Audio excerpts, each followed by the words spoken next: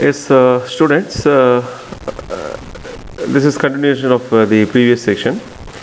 So where we have seen the basics about this axisymmetric elements, their applications, and the stresses induced on these axisymmetric problems. So the stresses to be considered in solving the axisymmetric problems. And this is what, as we saw in the previous chapters, we need a finite element equation where this Kg stands for the stiffness matrix, global stiffness matrix. This U is a displacement matrix and F is a force matrix or load vector. Here, as per the definition, the stiffness matrix is given by the integral over the volume B transpose into D into B into dV, where this B is strain displacement matrix and D is stress strain relationship matrix instead of E, the capital E, what we have been using. Okay, to solve this, we will solve one by one. First, we will solve the stress strain. First, we will find out the stress strain relationship matrix. Consider an axisymmetric ring element and its cross section to represent the gentle state of strain for an axisymmetric problem. So this is what a small ring element, okay, which is denoted by the sections A, B, C, D, and this side it is denoted by B, E, and F, D.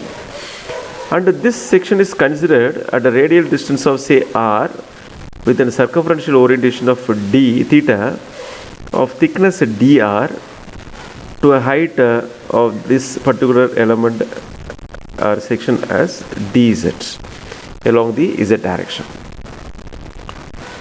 And here this u and v will denote, see this u is the displacement on the radial direction, right? So when we have a displacement at this area as u, then on the other side it will extend to some u plus dou u by dou r into dr. So these are the nodal displacement along the radial direction observed at the B and D. And this is theta, and this will represent the d theta. There is orientation of this particular plane we have considered. So the side AB of the element is displaced by an amount u, whereas on CD it is u plus dou u by dou r.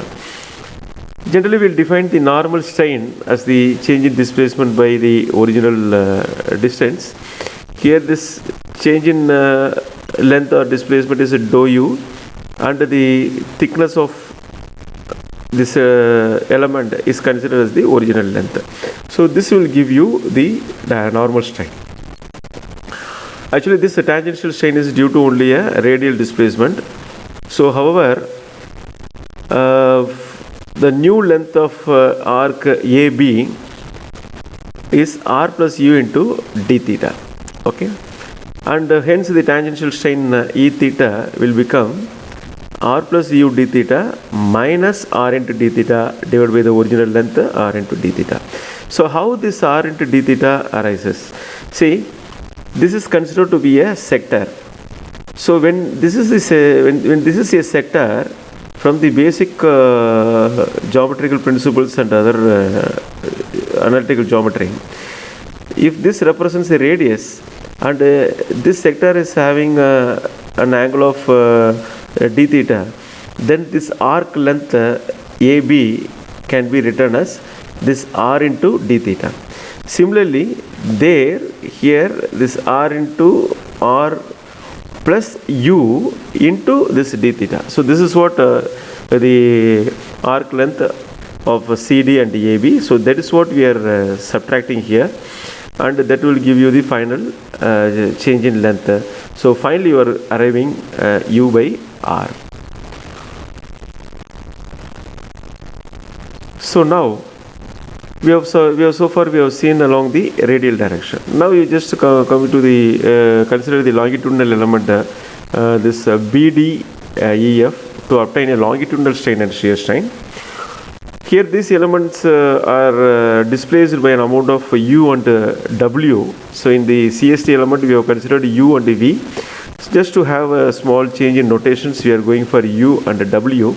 This U represents the radial displacement in there is a displacement in radial direction, and W represents the displacement in longitudinal directions at E. So here it is denoted. So this point E is displaced by an amount of U in radial direction and displaced by an amount of W in this longitudinal direction. So thus the displacements on the other end, that is F and D, F and B, are given by dou W by dou R into dr, and at B it is dou U by dou Z into dz. Okay, we will